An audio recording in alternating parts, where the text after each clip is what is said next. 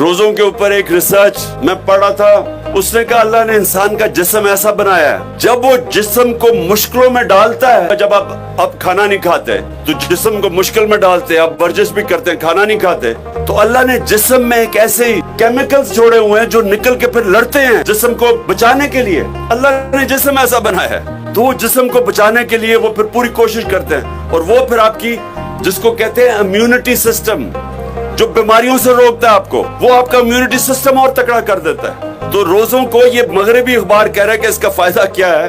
کہ وہ انسان کا امیونٹی سسٹم بہتر کرتا ہے، یعنی ہمیں بیماریوں سے بچاتا ہے۔ بجائے یہ سمجھے کہ ہم روزہ نہیں رکھیں گے، ہم کب کھانا نہیں کھائیں گے، ہم کمزور نہیں ہوتے، اصل میں جسم اندر سے مضبوط ہو جاتا ہے۔ اسی طرح آپ کا ذہن ہے، جب تک آپ اپنے آپ کو بڑے بڑے چیلنجز دیتے رہیں گے، جس طرح علامہ اقبال نے کہا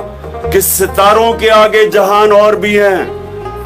ابھی عشق کے امتحان اور بھی ہیں۔ مطلب یہ ہے